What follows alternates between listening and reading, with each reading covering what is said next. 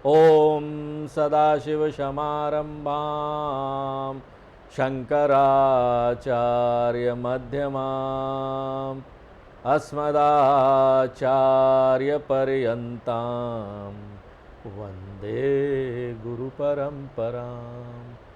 ओम। तो अभी भी सब लोग स्वयंवर के स्थान पर हैं। राम जी का स्वयंवर हो गया और यहाँ पर अब परशुराम जी आए और लक्ष्मण जी के साथ उनका संवाद हुआ। लक्ष्मण जी ने बड़ा क्रोध दिलाया उनको और एक क्षत्रिय होने के नाते अपने क्षत्रिय धर्म के अनुसार उन्होंने उनको ये सब बातें बोली। अब यहाँ सीन बदलने जा रहा है। अब लक्ष्मण जी चुप हो गए हैं, भगवान राम, वाह वाह क्या बात है, जहाँ आते हैं वहाँ बाहर आ जाती है। बड़े विनम्रता के साथ दोनों हाथ जोड़कर मधुर और शीतल वचन में भगवान राम बोलते हैं। सो हमारे राम जी इतने भगवान कितने विनम्र, आप सोच सकते हैं। हम लोग को तो कोई थोड़ा सा कुछ बोल देता है, फटाक से हम लोग गुस्सा हो जाते हैं। हमारा तुरंत अंदर से अहंकार जागृत हो जाता है। किसी को भी कुछ बोलने के लिए तैयार, हमको बोला। लेकिन कितने मधुर और शीतल वचन, वो भी ऐसे व्यक्ति को। कभी कभी क्या होता है ना कि आप देखिए व्यवहार में भी क्या होता है, भाई भाई खड़े हैं और भाई को कोई कुछ बोल दिया और आप उसको शांत करने के लिए बड़े विनम्रता से बोल रहे हैं, तो बाद में भाई आप पर इल्जाम लगाएगा, अच्छा वो मुझे इतना बोल रहा था, तुमने कुछ बोला भी नहीं उसको। यहां देखिए व्यवहार वहां से नहीं सीखना चाहिए कि हमारे भाई भाई ने क्या किया, हमारे रिश्तेदारों ने क्या किया, वहां से व्यवहार सीखने की जरूरत नहीं, वो सब गलत व्यवहार है। हमारे आदर्श हृदय में कौन होने चाहिए? हमारे आदर्श हृदय में भगवान राम के अलावा कोई ना हो। उन्होंने कैसे व्यवहार किया, बाकी सब पात्र कैसे व्यवहार कर रहे हैं, लक्ष्मण जी ने क्या किया, उन्होंने क्या किया, नहीं, राम जी ने क्या किया। बड़े मधुर और शीतल वचन में बोलते हैं राम जी, हे नाथ। ऐसा व्यक्ति जो उनको मारने का प्रयत्न कर रहा है, जो उन पर क्रोध कर रहा है, उन पर इल्जाम लगा रहा है, उनको क्या बोलते, हे नाथ। आप तो सहज ही ज्ञानवान हो। ये लक्ष्मण जी ये तो छोटे बालक हैं। अब देखो बाद में भाई भाई में झगड़ा भी होता है ऐसा करने से, घर में जाकर, अच्छा तुम मुझे वहां छोटे बालक बोल रहे थे। यही मर्यादा है। उसकी बातों पर ध्यान नहीं दीजिए मेरे नाथ, वो तो बच्चा है। उनसे मत उलझिए, उनसे अलग रहिए। देखिए इससे भगवान राम परशुराम जी को एक संकेत भी कर रहे हैं कि भाई साहब तुम हमारा अंश हो, शक्ति हो। हमारे अंश में, विप्र अंश में तुमने अवतार लिया।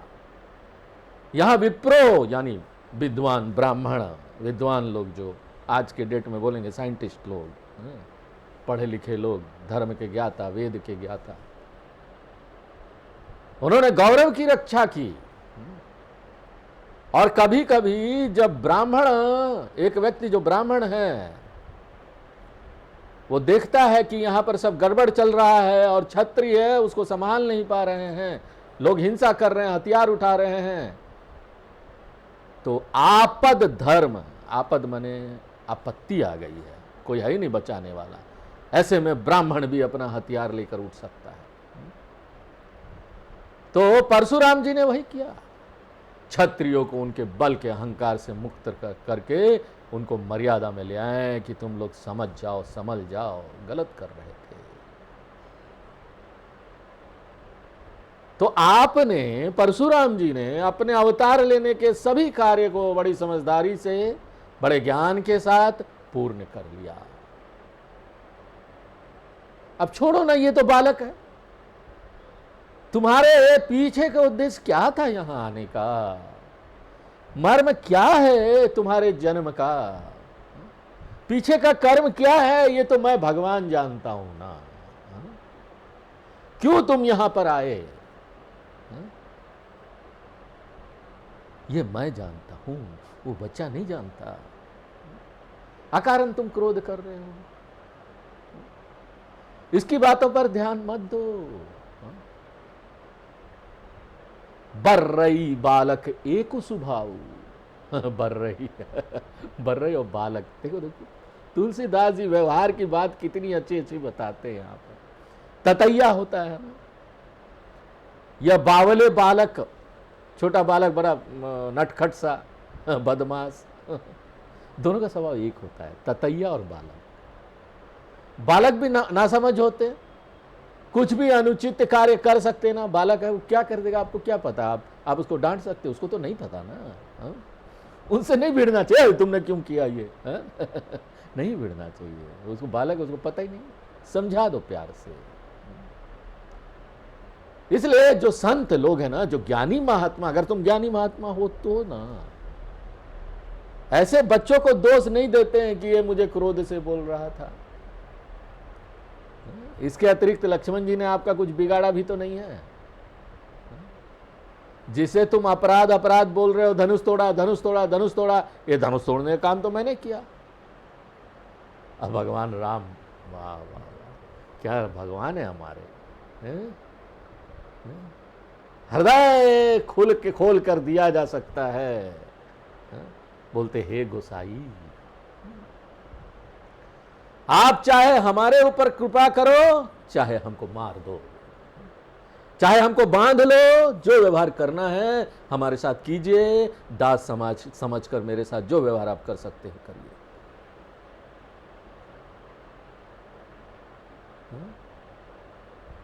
क्यों बोल रहे हैं भगवान राम दास? मैं दास आपका। उन्होंने क्षत्रिय के रूप में, क्षत्रिय के शरीर में एक राजा के रूप में यहां अवतार लिया। राजा का धर्म क्या है? क्या है राजा का धर्म? राजा का धर्म यह है कि वो ज्ञानी महात्माओं की बात को समझे, उनसे एडवाइस ले और चले। वो धर्म जानते हो, ज्ञान जानते हैं, क्या करना है क्या नहीं करना है इस संसार में वो जानते हैं। आजकल जैसे कि यहाँ पर कैबिनेट कमेटी है, एडवाइजर कमेटी है प्राइम मिनिस्टर का, उसमें हर तरह के लोग हैं, वैज्ञानिक लोग भी है, ज्ञानी लोग हैं, उसमें साइकोलॉजिस्ट है, उसमें अनुभवी लोग सब बैठे हुए हैं, और वो प्राइम मिनिस्टर को एडवाइस करते हैं। क्यों? वो ज्ञान का भंडार है, वो चारों तरफ से ज्ञान बांटते हैं और ज्ञान से अपना एनालिसिस करते हैं और प्राइम मिनिस्टर को बताते हैं कि प्राइम मिनिस्टर ये करना सही होगा, और प्राइम मिनिस्टर उसको ध्यान में रखते हुए अपना निर्णय लेते हैं। पहले के समय में राजा लोग भी यही कार्य करते थे, अपने सामने ज्ञानी महात्माओं को रखते थे, उनसे एडवाइस लेते थे, उनका बहुत आदर करते थे, उनकी बात पर चलते थे। तो जो जिनकी बात पर चले वो दास ही हुआ ना। इसलिए राम जी क्या बोल रहे हैं? मैं आपका दास हूं। क्यों? सामने परशुराम जी ब्राह्मण खड़े हैं। सारे क्षत्रियों का धर्म है कि वो ब्राह्मणों की सेवा करें।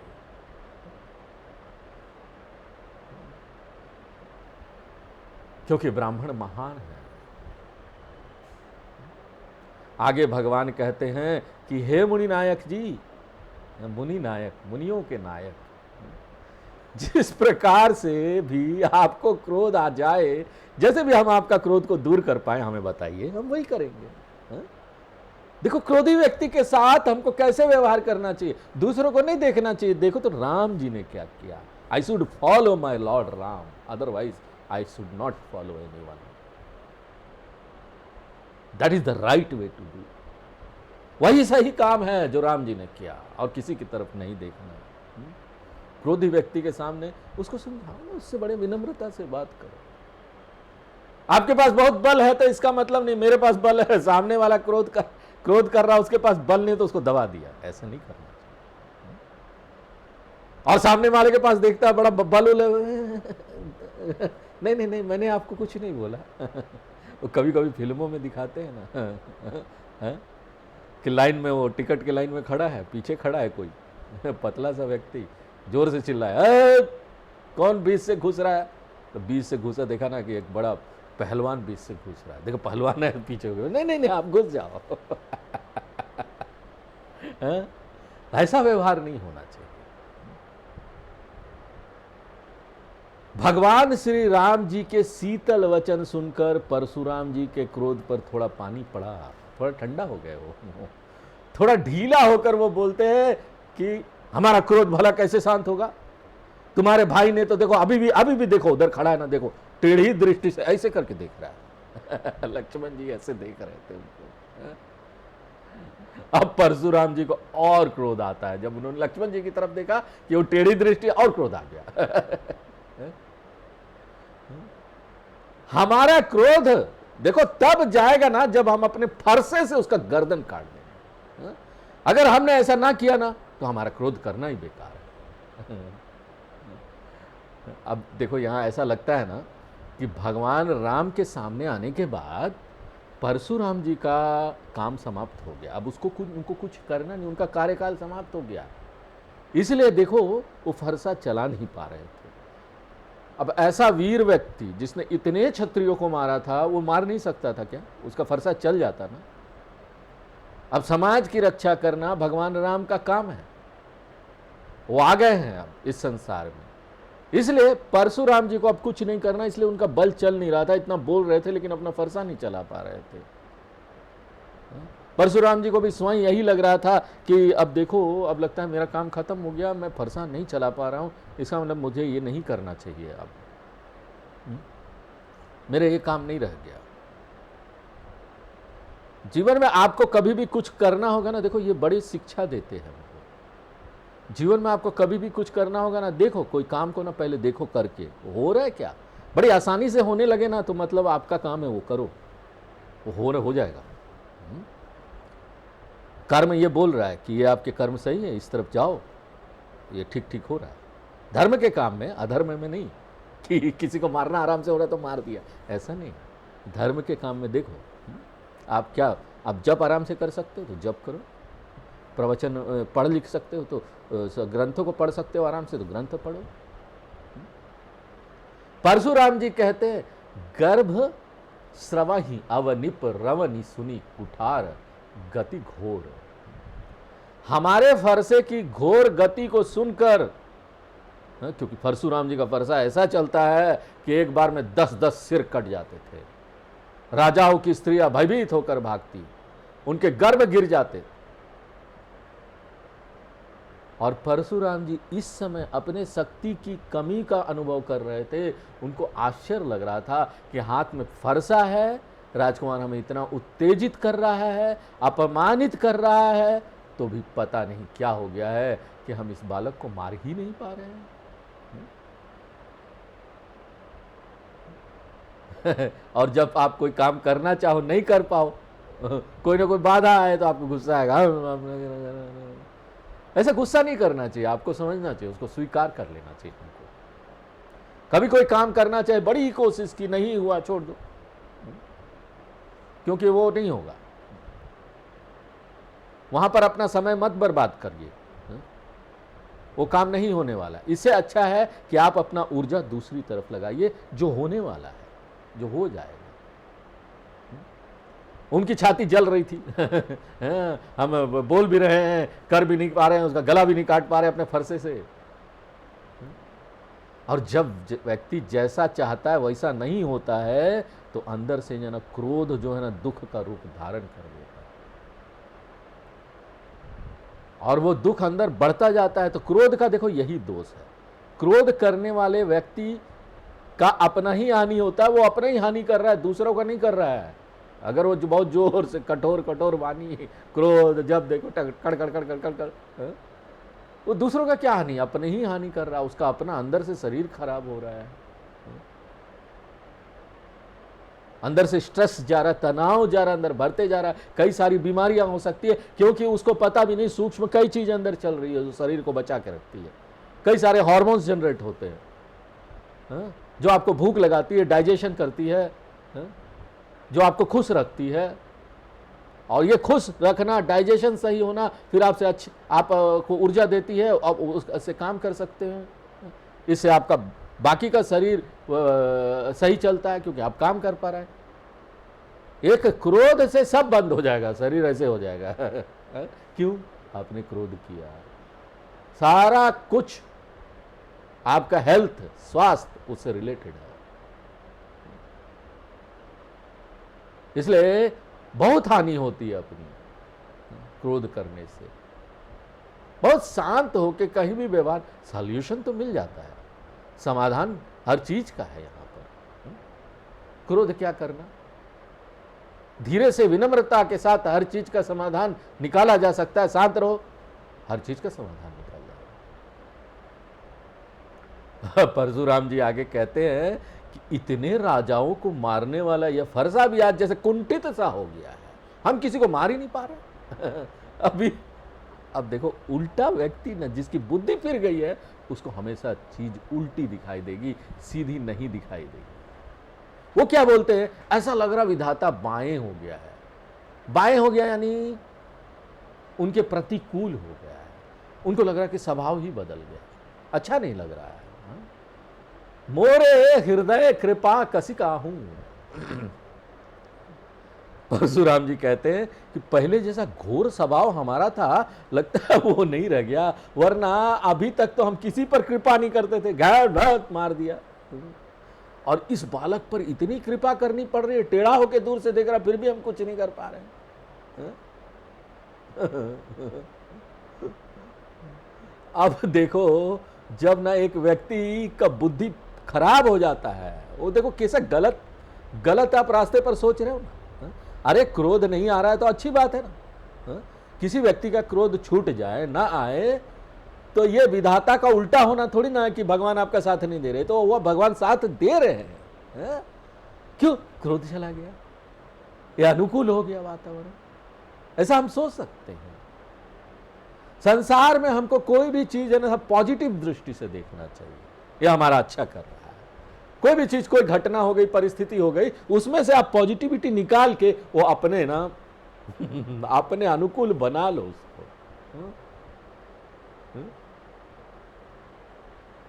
जैसे नरेंद्र मोदी जी हमारे प्राइम मिनिस्टर, कुछ भी गड़बड़ होता है उसमें से अच्छा निकाल के अपने अनुकूल बना लेते। किसी ने उनको बोला कि ये तो चाय वाले क्या प्राइम मिनिस्टर बनेंगे, उन्होंने चाय वाले को ही पूरा उसको चाय वाले को क्या किया, पूरा अभियान बना दिया पूरे देश में, चाय वाला अभियान। चौकीदार अभियान बना दिया, कोई चौकीदार बोला तो। और यहां पर कोरोना आया, इतनी बड़ी बीमारी आई, कितना नेगेटिविटी, सोचो, इतनी बड़ी बीमारी आई, देश कहां से कहां हो सकता था, क्या हाल हो सकता था, सब बर्बाद हो सकता था। उन्होंने उसमें से अच्छी चीजें निकाल ली, वैक्सीन बना के सारे दुनिया को बांट भी दिया, और अपने देश के लोगों को भी वैक्सीन बना के दे दिया, दुनिया में नाम भी कमा लिया। देखो क्या बात है। समस्या है, कोई बात नहीं, शांत रहो, कितनी भी बड़ी समस्या क्यों ना हो, ठंडे दिमाग से सोचो, हर चीज का हल है। आज दया दुख दुसह सहावा। देखो आज यह दशा भी अब ऐसी दशा, अच्छी दशा है, उनको दुख लग रहा है, और देखो आज मेरी जो यह दशा है ना, उससे दुसहु दुखु सहन कर रहा है, वो बहुत दुख सहन करना पड़ रहा है। अब देखो, वास्तव में यह दुख ना उनको दया के कारण नहीं, क्रोध के कारण हो रहा है। अगर ये क्रोध के कारण लक्ष्मण जी को मार देते तो क्रोध को अपना भोजन मिल जाता, परंतु वो क्रोध कर नहीं पा रहे हैं, इसलिए उनको दुख हो रहा है।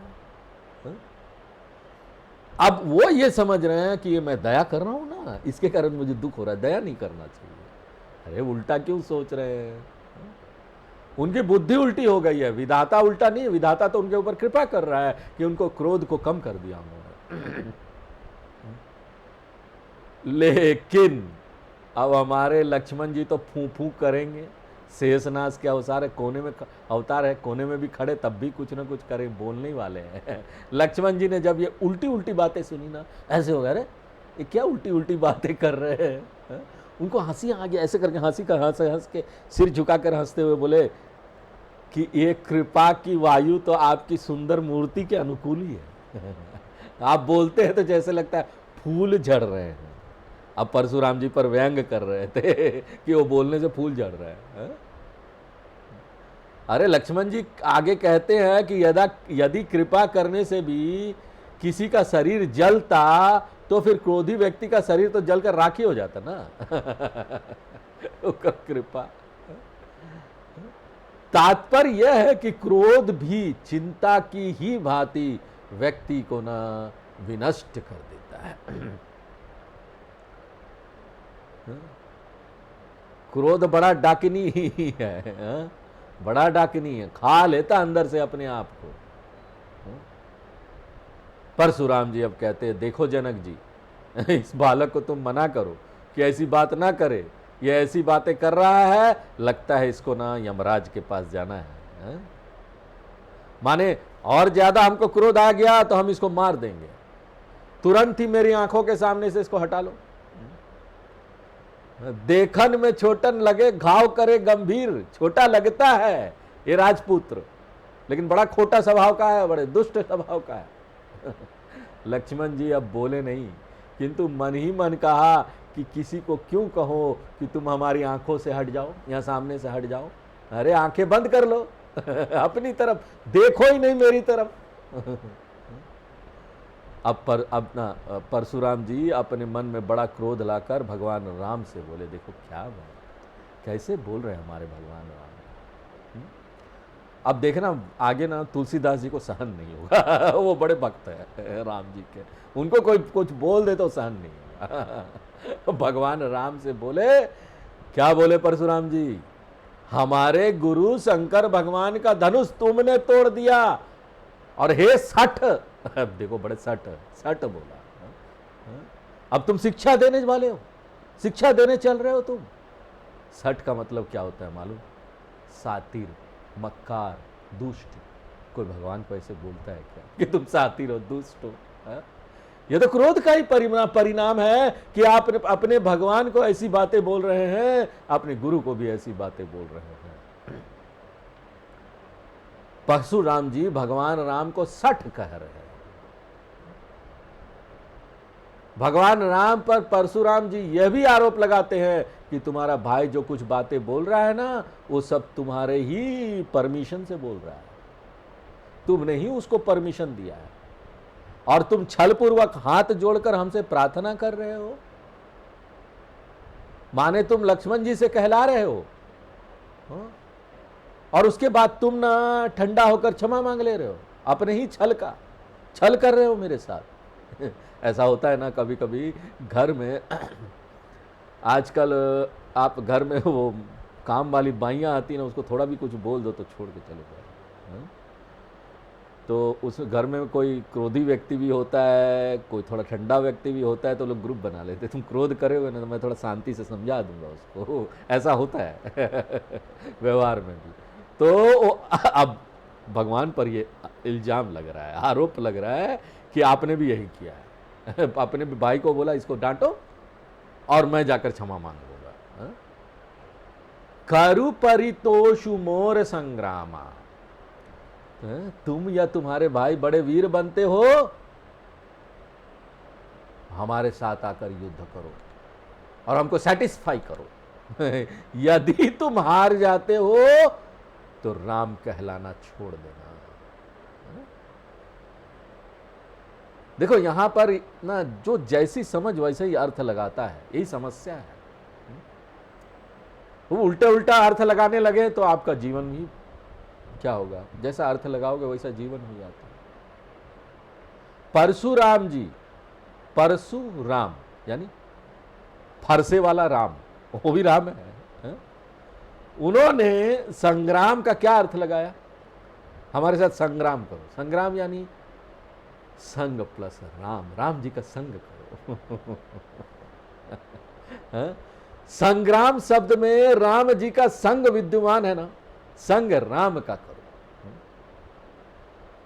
परशुराम जी का कहना है कि जब तुम संग्राम करने को तैयारी नहीं हो तो फिर तुम राम किस बात के हो, संग नहीं तो राम नहीं। इसलिए जीवन में किसी का संग करना है तो दुनिया का संग मत करो, राम का संग।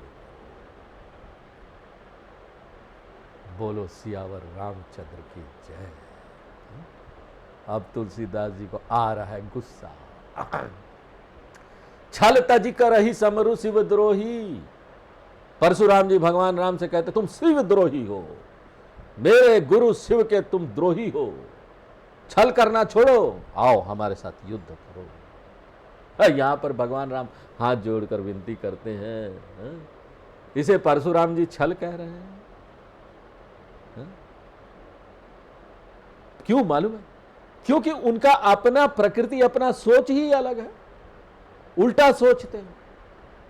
वो सोचते हैं यहां पर जो युद्ध करके दूसरी को पराजित करे वही श्रेष्ठ है। अरे भैया क्या श्रेष्ठ है? हथियार से युद्ध करके पराजित करे तो श्रेष्ठ है। भगवान राम यहां पर क्षत्रिय धर्म की रक्षा करते हैं। क्यों? क्योंकि विप्रो के साथ युद्ध करना क्षत्रिय का धर्म नहीं कि ब्राह्मण के साथ युद्ध करो, ना ना, ये नहीं करना चाहिए, ये धर्म नहीं है। इसलिए भगवान राम परशुराम जी से युद्ध करने को तैयार नहीं होते। देखो यहां पर जो ये आ रहा प्रसंग आ रहा है, इसमें समाज में क्या उस समय प्रचलित मान्यता थी उसका भी यहां वर्णन हो रहा है। उस समय भी देखो समाज में ऐसे लोग थे, परशुराम जी जैसे लोग जिनको ज्ञान की महिमा समझ में नहीं आती। बताओ किसी से लड़ना बड़ा है, बल बड़ा है कि बुद्धि? वो भी नहीं समझा। बच्चों के किताब में आता है 6-7 क्लास में कि बल से बड़ा बुद्धि, बच्चे याद करते लाइन में। जो ब्राह्मण ज्ञानवान है, यहां पर ज्ञानी लोग हैं, वो महान होते हैं क्षत्रियों से भी। शारीरिक बल पर अभिमान कर रहे थे परशुराम जी, शरीर में बड़ा बल होता है, जिसको हरा दो क्या हरा दो। वो सोचते थे यहां पर जो गीता सुनते हैं, भागवत सुनते हैं, रामचरितमानस सुनते हैं, बेकार लोग हैं, उनमें शक्ति नहीं है, छोटे मोटे लोग हैं वो, ये आध्यात्मिक लोग हैं, कुछ कर नहीं पाएंगे। अरे आध्यात्मिक लोग भी कभी कभी ना क्या बन जाते हैं, दुर्गा माँ का अवतार रूप ले लेते हैं, यहाँ सबको खड़ा कर देते हैं। गलत काम करने वालों के साथ गलत काम। लेकिन ये परशुराम जी क्या कहते हैं? वो बोल रहे हैं आध्यात्मिक व्यक्ति ना ये व्यर्थ है, वो बुद्धि को ही, बल को ही सबसे बड़ा समझते हैं। इसलिए परशुराम जी भगवान राम से कहते हैं यदि तुम हमसे युद्ध नहीं करते हो ना तो हम ना तुमको भाई के सहित मार डालेंगे, अभी मार डालेंगे। यहां पर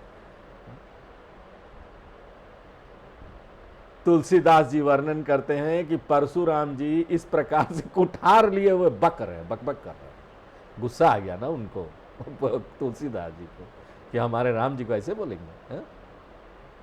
यहां पर परशुराम जी भगवान पर आक्षेप करते हैं, इल्जाम लगाते हैं, तो तुलसीदास जी अपने इष्ट देव भगवान राम को के अपमान को सहन नहीं कर सके, इसलिए उन्होंने परशुराम जी के लिए किस शब्द का प्रयोग किया? बकही। बकबक करता ना, बकरी बकबक इस शब्द का प्रयोग कर दिया। बकही यानी लॉजिकल बात नहीं कर रहा, तर्कसंगत बात नहीं, बेकार की बातें कर रहा है। भगवान राम सुन रहे हैं लेकिन कुछ बोलते नहीं, सिर झुकाए हुए बैठे हुए हैं और मन ही मन मुस्कुरा रहे हैं। सोच कितना कितना आपको शक्ति चाहिए ऐसा व्यक्ति बनने के लिए। कोई आपको इतना कुछ बोल रहा है लेकिन आप शांत बैठे हुए हैं, कितना शक्ति चाहिए, कितना अंदर शक्ति चाहिए उसके लिए, बहुत साधना चाहिए।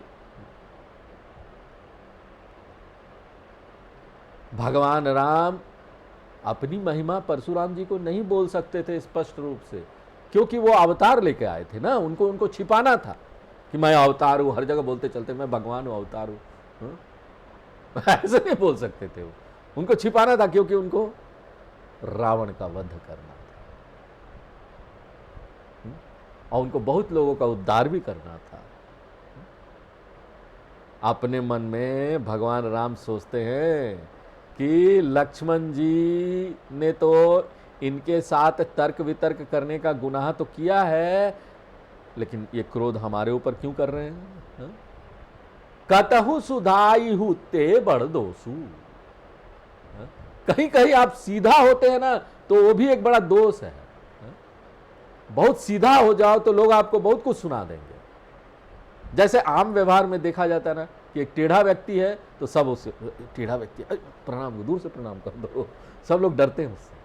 उसका काम तुरंत करेंगे, बाद में अरे उसका बाद में कर देना यार, वो कुछ बोलेगा नहीं, पहले तुम इसका काम कर दो, टेढ़ा व्यक्ति है अभी कुछ बोल देगा, ऐसा करते हैं। यहां पर तुलसीदास जी देखो उदाहरण भी देते हैं। वो क्या बोलते हैं, देखो चंद्रमा ना टेढ़ा होता है ना, जब टेढ़ा आधा उदा होता है तब राहु उसको नहीं ग्रसता है, राहु उसको खा नहीं सकता। लेकिन जब सीधा पूर्णिमा का चांद होता है ना गोल, तब जाकर राहु उसको ग्रस लेता है। वैसे ही सरल स्वभाव का व्यक्ति होना बहुत बड़ा गुण है, यह अवगुण नहीं है। परंतु व्यवहार काल में ऐसे लोगों के सामने सीधे ऐसे गड़बड़ जो उद्दंड लोग होते हैं ना, उनके सामने ना ऐसे ना सीधे सरल लोगों को कई बार हानि भी सहना पड़ता है, और ये सीधाई का दोष है। भगवान राम बोलते हैं आप तो बड़े श्रेष्ठ मुनि हैं, मुनियों का धर्म क्रोध करना नहीं है। वैसे अगर आप चाहो तो हम अपना सिर भी आपके सामने किए देते हैं, आपके हाथ में फरसा है, हमें मारना मार दो। तो देखो कितना किस तरह से व्यवहार कर रहे हैं हमारे इष्ट देव, हमारे अवतार। भगवान राम ने पूर्ण समर्पण कर दिया, लो तुमको अगर मेरा सिर काटना है तो काट लो। भगवान राम कहते जिस प्रकार से तुम्हारा क्रोध शांत हो ना परशुराम जी, आप वही करिए, मैं तो आपका सेवक हूं। अब देखो इतने बड़े भगवान जो दुनिया को चला रहे, वो चाहे तो फू कर दे तो कोई भी मर जाए यहां पर किसी को मारने के लिए उनको हथियार भी उठाने की जरूरत नहीं है। लेकिन ऐसे भगवान, उन्होंने अपना सिर आगे कर दिया, बोला लो मारो। क्यों मालूम? क्योंकि जो विप्र लोग होते हैं वो ज्ञानवान होते हैं, ब्राह्मण लोगों का काम है शास्त्रों को पढ़ना और पढ़ाना। अब आज के ब्राह्मण की बात मत कीजिए, मैं यहां पर जाति की ब्राह्मण की बात नहीं कर रहा हूं। हाँ, जाति के वो ब्राह्मण श्रेष्ठ है जो अपना काम कर रहे हैं, शास्त्रों के हिसाब से अपना जीवन जी रहे हैं, उनको पढ़ रहे हैं, दूसरों को पढ़ा रहे हैं। ऐसे अगर जाति के ब्राह्मण है तो वो श्रेष्ठ है, उन्होंने अपना गुण भी वैसा सरल सा बना रखा है। लेकिन यहाँ पर आज कोई भी ब्राह्मण जो है ना जाति के होकर उनको ना तो गीता पढ़ना है, ना यहाँ पर उपनिषद पढ़ना है, ना यहाँ पर भागवत पढ़ना है, ना कुछ। नेता बन गए हैं, कोई बिजनेस कर रहा है, कोई कुछ कर रहा है, सब पैसे के पीछे भाग रहे हैं। ब्राह्मण ही नहीं, खाली बाकी जितने जाति के लोग वही कर रहे हैं ना, शूद्र भी वही कर रहा है, उसको भी पैसे चाहिए, धन चाहिए, सब कुछ चाहिए। अरे यहां पर वेदों में जब वेद को यहां पर पढ़ने की बात आती थी, जब यहां पर धर्म के प्रसार की बात आती थी, तो यहां पर ब्राह्मण लोग धन नहीं मांगते थे, स्वेच्छा से वो दरिद्री और गरीबी को अपनाते थे। कोई स्वेच्छा से अपनाएगा? बोलो, स्वेच्छा से कोई अपनाए? उनका काम होता था कि हम कम में जीवन जिए, मैं दरिद्र रहूं। क्यों? उनको मालूम था धन और शक्ति से बड़ा ये वेद है, ये गीता है, इसको पढ़ के हमको उसका प्रचार प्रसार करना। इसलिए स्वेच्छा से किसी से लेते भी नहीं थे, जमा भी नहीं करते थे, हमको नहीं चाहिए, तुम ये पढ़ो, खाने पीने को मिल जाए, रोटी मिल जाए, बस पर्याप्त है। लेकिन आज कोई ऐसा नहीं कर सकता। इसलिए ब्राह्मण बहुत बड़े हैं। मैं ऐसे ब्राह्मण की बात कर रहा हूं जो जीवन में अपने इन शास्त्रों को महान महत्व देते, ज्ञान को महत्व देते हैं। इसलिए भगवान राम हाथ जोड़ते हैं, वो बताते हैं, हम लोगों को भी बता रहे हैं, देखो भैया ये जो ज्ञान है ना वो महान है, इसके आगे किसी चीज को कुछ मत समझना, यही तुम्हारे जीवन का सॉल्यूशन है, समाधान है। बाकी जितना भी बाहर से समाधान कर लो, एडजस्ट करते रहो, बाहर किसी को ठीक करना हो, वो ठीक नहीं स्वामी जी हमको उसको ठीक करना है, आज जाओ ठीक करो, जाओ देख लो कितना दिन ठीक करोगे तुम किसी को।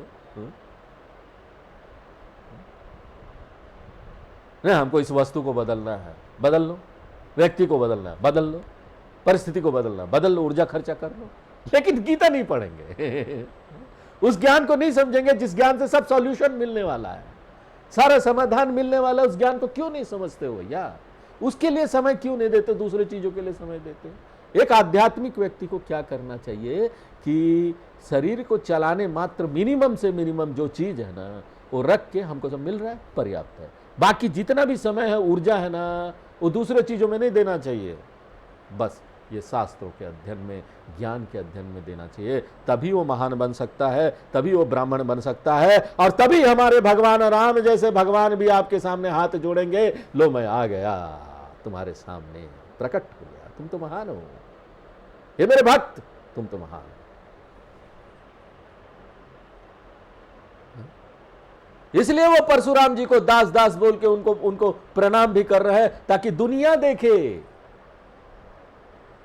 उनके व्यवहार से पूरी दुनिया शिक्षा ले कि ज्ञान कितना महान है।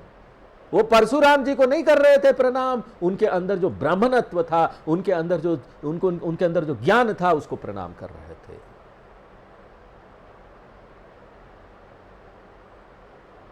और ब्राह्मण और क्षत्रिय दोनों चाहिए समाज में। समाज को अगर समाज की दृष्टि से देखो तो यहां दोनों चाहिए ना, एक दूसरे का विरोध करे तो समाज की रक्षा नहीं होती, अशांति छा जाती है। इसलिए भगवान राम आगे कहते हैं, प्रभु ही सेवक ही समरु कस तजहू विप्र बर रोसु। हम सेवक हैं, आप स्वामी हो, हमारे रक्षक हो, तो हमारे बीच युद्ध कैसे हो सकता है? आप बोल रहे युद्ध कर लो, आप हो ब्राह्मण, मैं हूं क्षत्रिय, कैसे युद्ध करें? हम दोनों तो समाज के रक्षक हैं, आप हमसे भी ज्यादा श्रेष्ठ हो, विप्र हो, इसलिए आपके लिए क्रोध उचित नहीं है ना? देखो, इससे पता चलता है ना, हम सभी लोगों को ब्राह्मण बनना है ना? और गुण बदलकर कोई भी व्यक्ति ब्राह्मण बन सकता है। अरे करो, जो ब्राह्मण का काम है आप करो, पढ़ो संस्कृत, गीता, उपनिषद सब पढ़ो और उसका प्रचार प्रसार करो, हो गए ब्राह्मण। उसके लिए क्या करना? अपने गुणों को बदलो, अंदर से अच्छे गुणों को लेकर आओ, अपने जो ब्राह्मण के गुण हैं वो लेकर आओ, सरल संत, किसी को कठोर वचन नहीं बोलना, जैसे राम जी ने किया। बेशु विलोके कहेशि कछु बालक हूं नहीं दोषु। और आप लक्ष्मण जी के लिए जो खुटाई बताते हो, उसने जो कुछ कहा वो आपको ब्राह्मण देखकर नहीं कहा, आपके क्षत्रिय वेश को देखकर कहा। भगवान कहते लेकिन हम तुम्हारे धनुष्मान को नहीं देखते, हम तुम्हारे विप्र वंश को देखते हैं, और तुम्हारे विप्र वंश के होने के कारण तुमको अपने ब्राह्मण धर्म का पालन करना चाहिए। हम तो अपने क्षत्रिय धर्म पर खड़े रहेंगे और उसी के अनुसार हम आपके सेवक बने रहेंगे। राम जी बोलते हैं, आप जो क्रोध करके अपने को क्षत्रिय समझ के बड़ा महान समझ रहे हो ना, वो ठीक नहीं है। महान तो ब्राह्मण है। देखो देखो, भगवान राम जानते थे कि परशुराम जी का काम, जो उनका अवतार लेने का काम था, वो खत्म हो गया है। इसलिए अब उनको उनके ब्राह्मणत्व को याद दिलाना होगा, इसलिए बार बार याद दिला रहे थे, अब तुम्हारा काम खत्म हुआ, तुम ब्राह्मणत्व के अवतार में आ जाओ। आज यही विराम देते हैं, फिर आगे हम लोग नेक्स्ट क्लास में देखेंगे। पूर्णमदः पूर्णमिदं पूर्णात् पूर्णमुदच्यते पूर्णस्य पूर्णमादाय पूर्णमेवावशिष्यते। ओम शांति शांति शांति।